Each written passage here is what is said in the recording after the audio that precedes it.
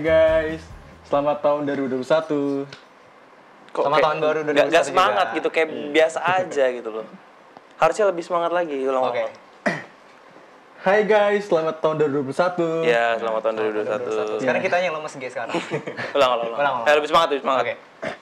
Hai guys, selamat tahun 2021. Selamat tahun Selamat tahun 2021 juga. 2021 Kepada semua teman-teman Cornerstone dimanapun kita berada. Sepanjang tahun 2020 ini pasti banyak banget lah ya badai, topan, terjangan yang kita hadapi, ombak yang begitu besar, yang silih berganti mampir kepada hidup kita, mampir ya bisa dibilang ya. Iya bener banget tuh Ge. Contohnya mulai dari pandemi coronavirus 2019, terus kemudian sekarang lockdown, terus kemudian PSBB, terus apalagi nih kira-kira? Banyak. PSBB lagi, kan berganti-ganti tuh. Iya. PSBB transisi, terus yang kuliah mesti di rumah. Oh iya bener banget. Online. Kelas online. Yang paling gak enak tuh gereja. Aduh, aduh. lagi. Iya, gereja online ya. Gereja Iya, nggak bisa Nggak mendengarkan enak khotbah dengan baik. Yang LDRan. Ya. LDR kok nunjuk gua. Oh, nggak ada ya. Oke, nggak apa-apa. Nggak apa-apa. Tapi semuanya tuh nggak masalah, mau manis maupun Iya. pahit. Nah, sekarang ini itu tuh saatnya kita meranjak dan menetap di tahun yang baru. Iya, agar hidup kita seperti bisa dibilang upgrade. Iya. Ya, naik level ke level berikutnya, ya kan. Tentu butuh kerja keras, nggak sekedar omong-omong doang ya, nggak. Ada kepercayaan diri serta konsistensi. Satu hal yang penting, kamu harus punya tujuan jelas. Untuk itulah, setiap tahunnya kamu wajib punya resolusi tahun baru yang ingin dicapai dalam yourself, hidup kamu. Nah, bener banget tuh. Selain itu banyak cara untuk mencapai sesuatu dan juga banyak jalan untuk mencapai sebuah tujuan. Nah, tapi kalau misalnya kita bicara tentang jalan menuju ke akhir dunia nanti, akan ada pertanyaan-pertanyaan timbul pastinya. Apa aja Apakah betul tersedia banyak pilihan? Atau apa pertanyaan kedua, atau hanya ada satu jalan yang lurus yang menuju ke sana? Nah, siapa kita sebelumnya itu sebenarnya tidak kalah penting. Karena kenapa? Yesus Kristus telah datang ke dunia ini untuk menyelamatkan orang berdosa.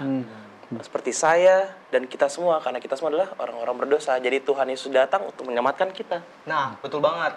Nah, nggak ada satupun orang yang bisa diselamatkan ya teman-teman, kalau bukan karena kasih karunia Allah. Betul. tentunya. Kalau kita ngomong tentang kasih karunia nih, pasti kasih karunia itu berbicara tentang inisiatif Allah menyelamatkan seluruh umat manusia, ada kita, sama mungkin teman-teman kita yang lain, dengan cara menjadi manusia dalam diri Yesus. Yang kita udah belajar kan, dan cerita tentang Yesus yang mati, terus disalib, untuk menjadi korban sebagai penebus dosa, dan bangkit kembali dari maut.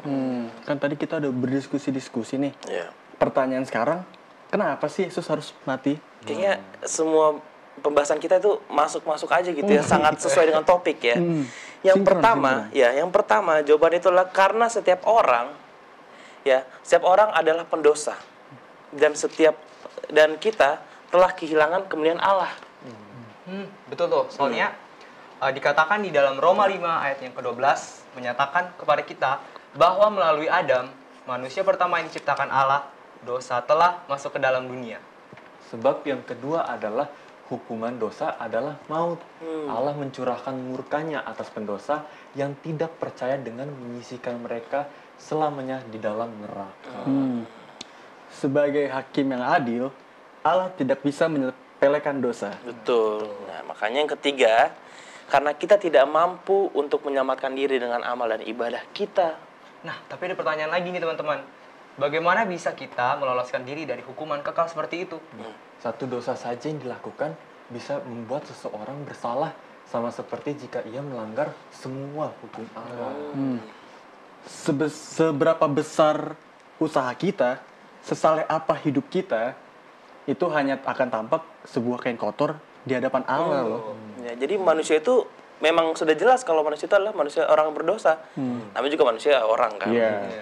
Jadi ya tidak bisa mendapat upah surga. Makanya alasan yang terakhir adalah karena Yesus sendiri menjadikan dirinya sebagai untuk kita sebagai korban bagi pendosa itu, atau sebagai untuk kita gitulah. Belibet banget sih gue.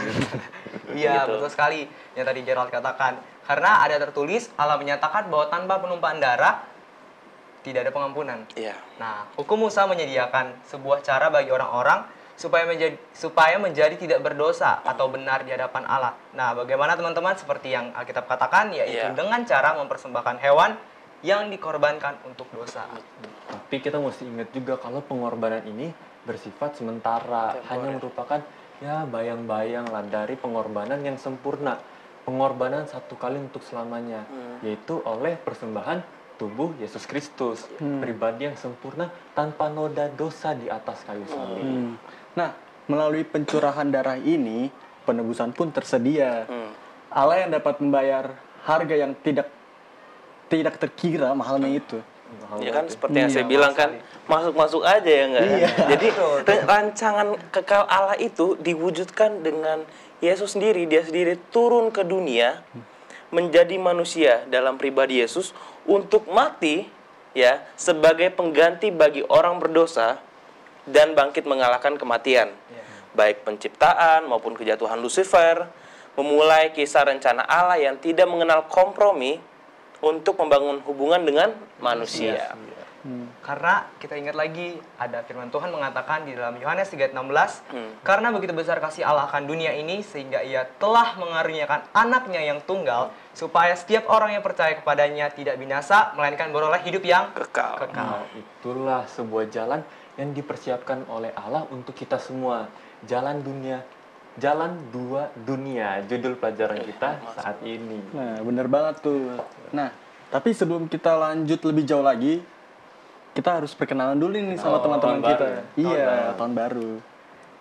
Halo teman-teman, kembali lagi bersama kami di Cornerstone Connection dengan aku Brian Tamunan. Sesuai dengan tahun baru, semangat baru. Saya Geraldo Fares itu orang. Terima kasih. Lanjut. Halo teman-teman, nama saya Gabriel Anderson, saya dari Jemaat Tanjung Priok Kramat Jaya. Halo, aku Ludwig Yosi Zebedeus dari Jemaat Warakas. Tetap di Cornerstone Connection.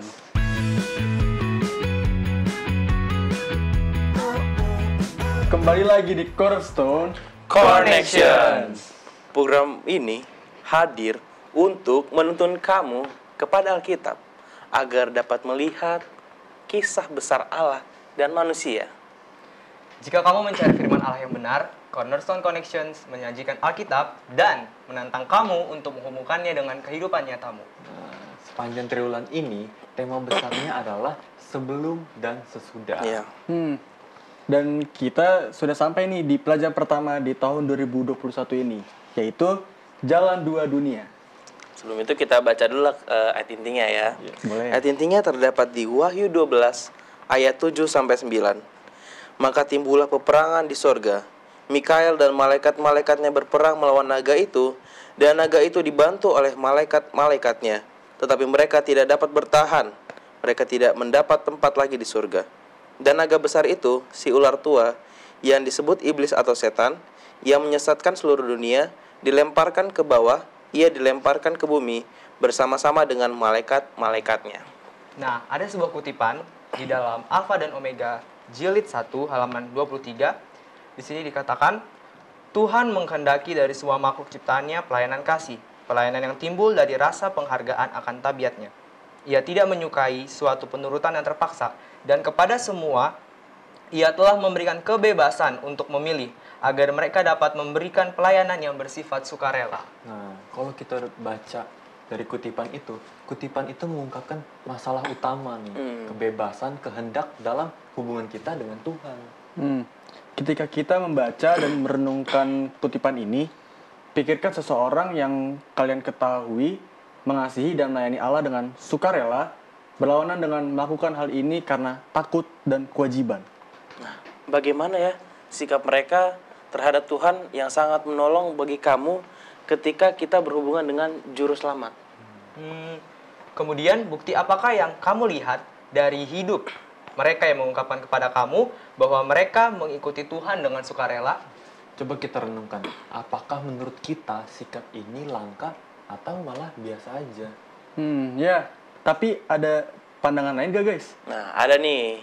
Namanya yaitu We Oh, kita bahasa Indonesia aja lah ya untuk inisialnya. W.T. Purkiser atau pengajar dan penulis pengkhotbah dari Amerika pada abad ke-20. Mungkin Gabriel lah ya membacanya. Oh iya, benar sekali. Di situ dia bilang kalau misalnya hanya sedikit orang yang melakukan dosa jika konsekuensinya segera terjadi.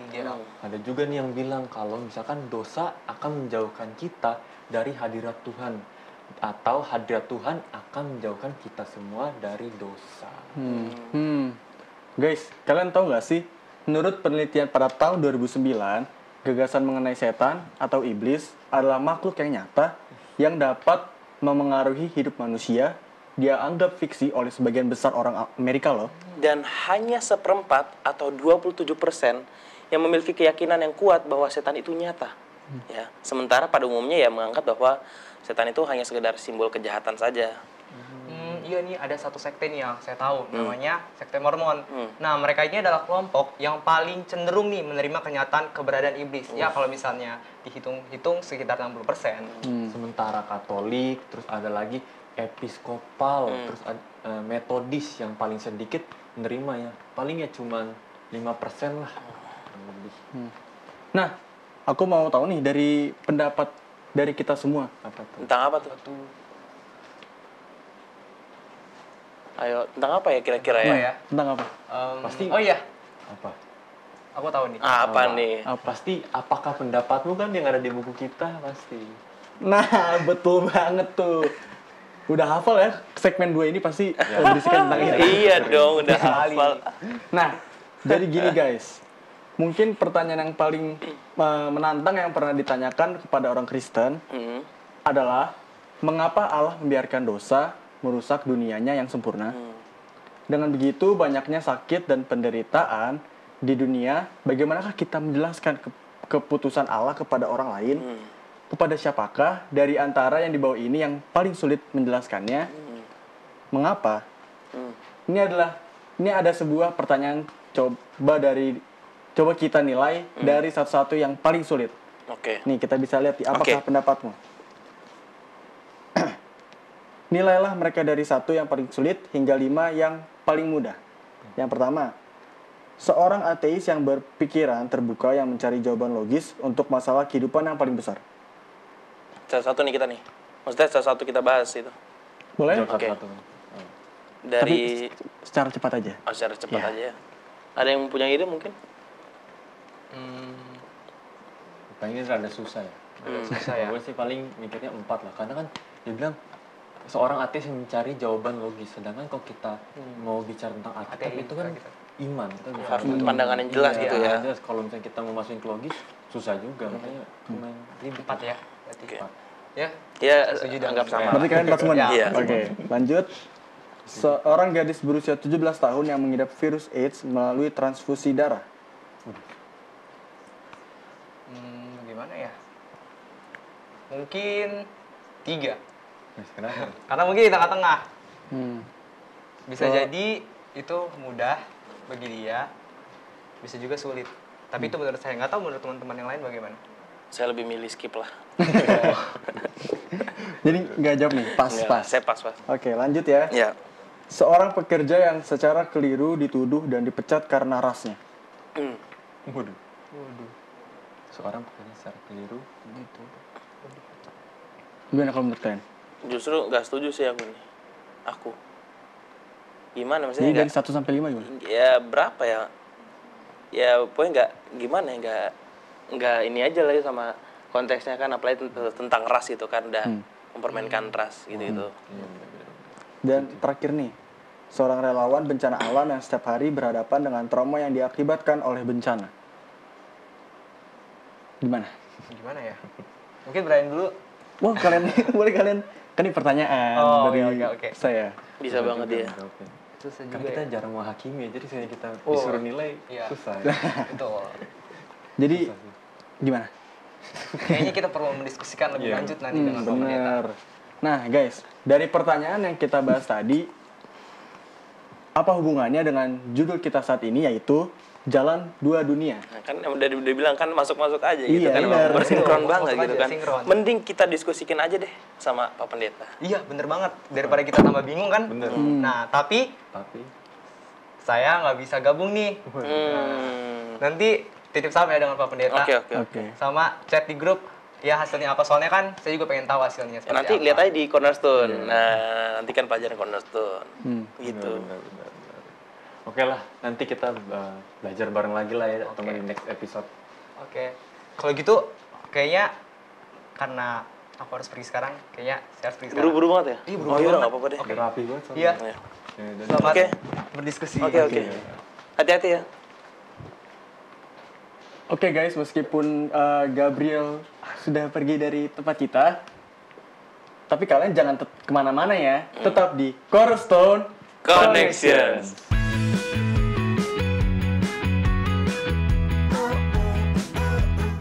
Kembali lagi di Cornerstone Connection. bersama kami semua di sini dan juga ada Pak Pendeta Benny Tambunan. Shalom Pak Pendeta. Shalom, Shalom Bu Pendeta. bye-bye semua, Baik, Pendeta. sehat-sehat. Sehat gitu. Tahun barunya gimana? Ya, gitulah ya. Jalan-jalan. Paling jalan-jalan ya di sekitar rumah aja lah Pendeta. Naik turun gitu kan ke halaman rumah ke depan gitu lah. Karena masih ini ya, Iya. di sana kita. Iya Pendeta, apalagi kemarin gak bisa keluar kemana-mana ya. Iya.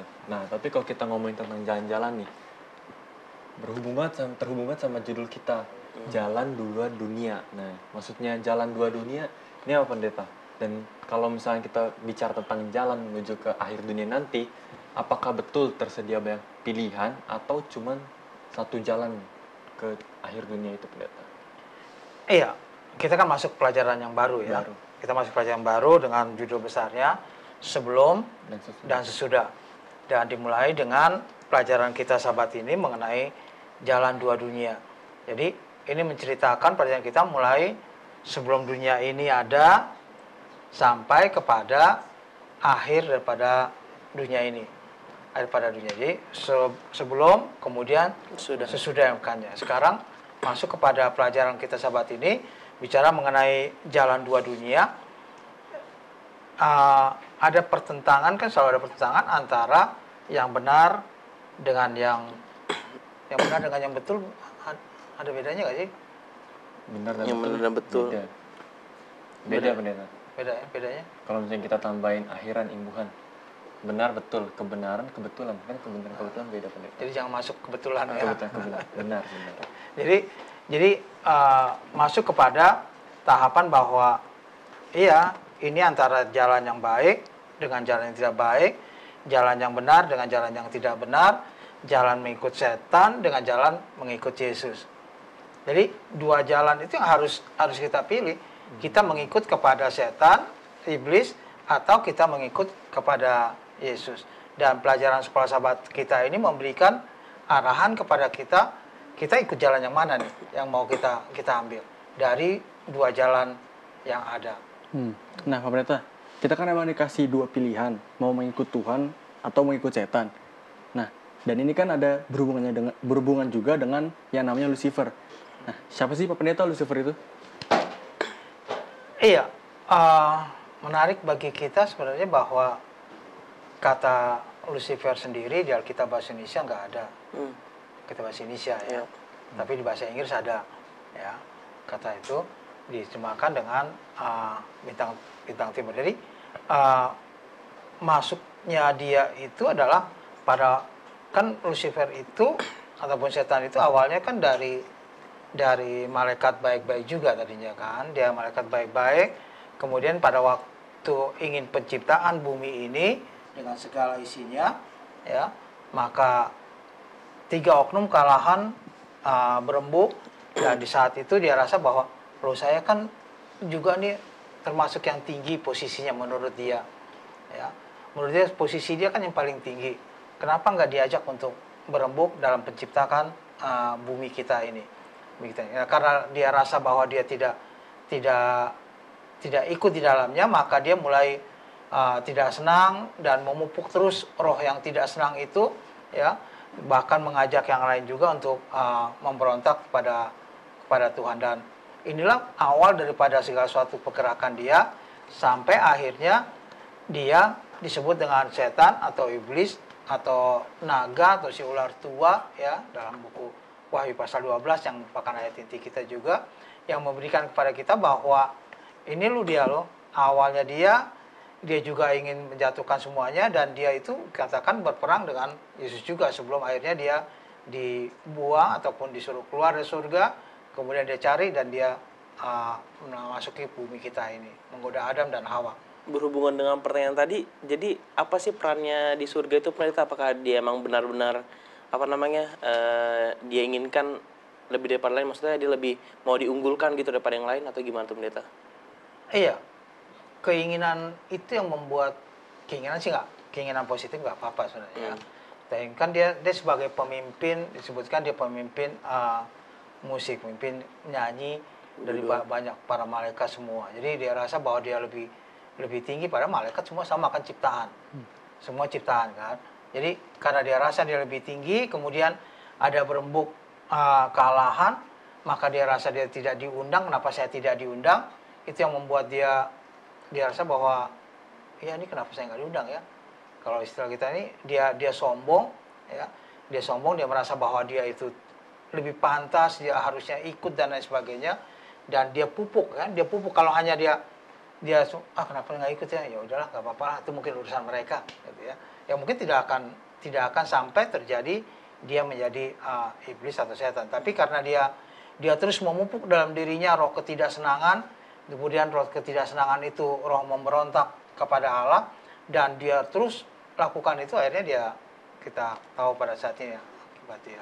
Nah, pendeta mau bertanya nih, kan tadi pendeta sudah berbicara tentang Lucifer, dan bisa kita tahu bahwa Lucifer itu menggoda kita untuk berbuat dosa kan pendeta. Nah, kadang suka jadi pertanyaan nih untuk kita semua, mungkin saudara-saudara kita juga, kenapa Allah masih mengizinkan dosa itu untuk terus terjadi dari Adam dan Hawa, mungkin dari surga mah, terus Adam dan Hawa, itu ada alasannya nggak pendeta? Iya, tentu aja Pak, Allah punya alasan sendiri untuk hal tersebut. Yang pasti diberikan dalam pelajaran kita maupun yang lalu, pelajaran kita sebulan lalu juga memberikan kepada kita bahwa Allah itu tidak mau langsung membinasakan yang membuat yang lain jadi takut. Ya, ciptaan yang lain jadi takut. Jadi mereka menyembah Allah itu akhirnya mereka karena takut, bukan karena hormat, bukan karena kekaguman kepada Allah, tapi karena takut nanti kita dibunuh, nanti kita dibinasakan bersama kayak ini. Jadi tidak lagi rasa hormat kepada Allah, tidak lagi merasa keagungan Allah itu, tapi orang karena ketakutan. Jadi Allah mau supaya memang nyata, supaya tahu sampai ini loh akibatnya dia melanggar ini perihnya ya, parahnya ini sampai sedemikian ya, sampai dosa itu dan lain sebagainya, sampai diperlihatkan semuanya sehingga orang lain akan lihat, oh memang Lucifer ini tidak baik, Allah itu begitu sangat kasih, dan akibat dari dosa itu orang akan lihat, oh ini bahaya dong akibat ini ya. Karena banyak orang sekarang tidak percaya akan dosa kan, banyak orang juga tidak percaya dengan Lucifer, dengan iblis, dengan setan ya kan. Tadi mungkin sekalian sudah bahas sebelumnya ya. Jadi banyak orang yang tidak percaya gitu. Walaupun dia Kristen sekalipun, banyak di luar umumnya tidak percaya bahwa adanya setan pun. Itu hanya kemauan orang aja, itu hanya ini aja ya. Padahal sebenarnya setan sudah bekerja dalam dirinya. Kita coba baca di sekilas cahaya ya. Tuhan menghendaki diri semua makhluk ciptaannya pelayanan kasih. Pelayanan yang timbul dari rasa penghargaan akan tabiatnya. Ia tidak menyukai suatu penurutan yang terpaksa, dan kepada semua ia telah memberikan kebebasan untuk memilih, agar mereka dapat memberikan pelayanan yang bersifat sukarela. Jadi kan dibilang ini kita dikasih pilihan ya pendeta, untuk bisa melayani Tuhan. Dan kita dikasih pilihan untuk melayani Tuhan dengan terpaksa, atau bisa dibilang dengan sukarela seperti itu. Nah, kira-kira pandangan pendeta dengan sekilas saya ini dengan pendapat saya tadi gimana pendeta? Iya, seperti tadi saya katakan, kenapa dosa dibiarkan juga kan supaya semua makhluk ciptaan Tuhan, bukan hanya kita manusia tapi juga planet lain itu mengakui bahwa memang Allah itu besar, Allah itu kasih, Allah itu begitu sangat-sangat mengasihi ya, sehingga mereka itu menyembah Allah dengan kagum, dengan hormat, dan melakukan segala sesuatunya itu dengan penurutan, bukan karena terpaksa. Ya, jadi kalau kita punya prinsip bahwa saya takut nanti daripada masuk neraka. Ya ini. Jadi dipikirannya hanya karena nerakanya, sehingga bukan karena kita kasih kepada Tuhan makanya kita tidak melakukan kegiatan-kegiatan yang tidak berkenan kepada Tuhan. Itu.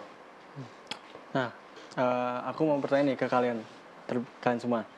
Nah, dari ayat-ayat yang pelajaran kita pada sabat ini, menurut kalian ayat mana sih yang paling menarik buat kalian itu? Paling menarik ya. Di bagian pokok berarti ya. Iya. Kalau menurut aku sih yang 1 Petrus. Aku dulu kan ya, kayak Iya, apa-apa, silakan. di 1 Petrus 5 ayat 8.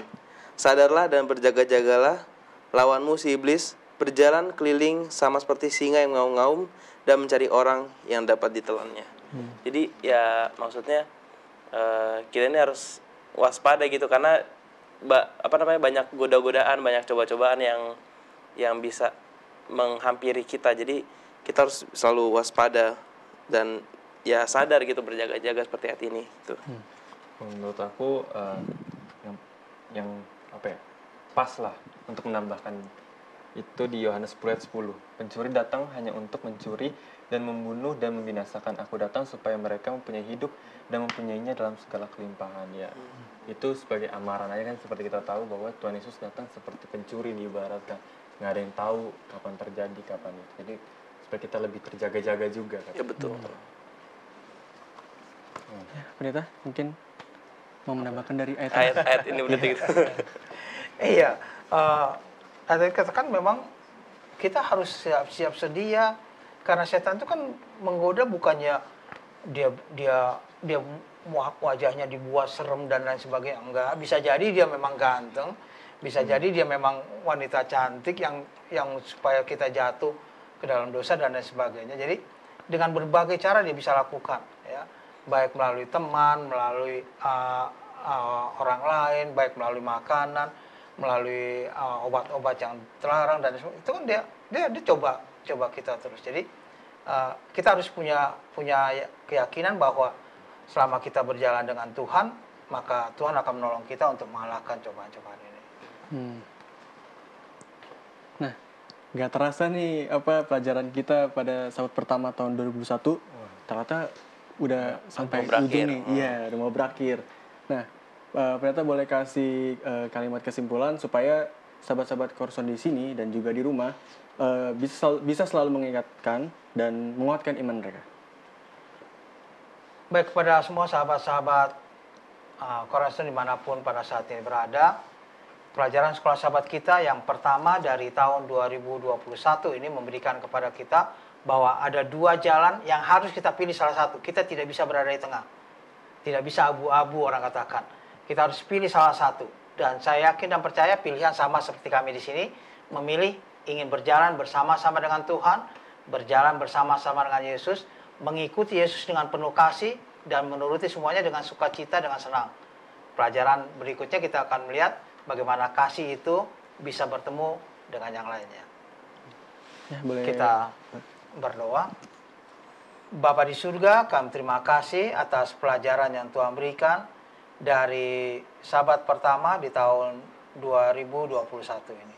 Kami terima kasih karena Tuhan mengingatkan kami untuk kami selalu waspada, selalu berhubungan dengan Engkau, dan kiranya kasih Tuhan selalu bersama-sama dengan kami. Sabdamu kiranya boleh merupakan satu ingatan bagi kami untuk kami boleh berjalan sesuai dengan kehendak Tuhan. Kami berdoa bagi semua orang muda, dimanapun mereka pada saat ini berada, Tuhan lindungi, Tuhan jagai, Tuhan memberkati mereka. Yang dalam kesusahan, Tuhan berikan jalan keluar untuk mengatasi kesusahan mereka, dan yang sakit Tuhan berikan kesembuhan agar mereka pun boleh sehat dan merasakan kasih Tuhan dalam kehidupan mereka. Ampuni segala dosa dan kesalahan kami. Kami berdoa dalam nama Anak Yesus Kristus, Tuhan dan Juru Selamat kami. Amin. Amin. Nah, setelah kita tadi berdiskusi, akhirnya kita tahu juga ya, di mana jalan apa yang kita pilih dari banyak jalan itu. Benar gak, Gerald? Betul. Setuju. Nah, terima kasih Pak Pendeta. Sama-sama. Oke, teman-teman, itulah pembahasan kita sepanjang pekan ini bersama kami di studio, juga Pak Pendeta. Terima kasih teman-teman. Ini terus semangat. Iya. Karena kan nanti saya akan memberikan semangat. Oke. Semangat ya kamu. Nah, semangat terus dalam mempelajari Alkitab. Buatlah sebuah ketetapan untuk membaca Alkitab kamu dan lihatlah dari halaman ke halaman apa yang terjadi di sana. Banyak janji-janji pengharapan yang Tuhan tulis buat kita semua. Sekali lagi, terima kasih kepada sahabat-sahabat Hope Channel yang selalu setia mencari dan belajar firman Tuhan melalui Cornerstone Connection.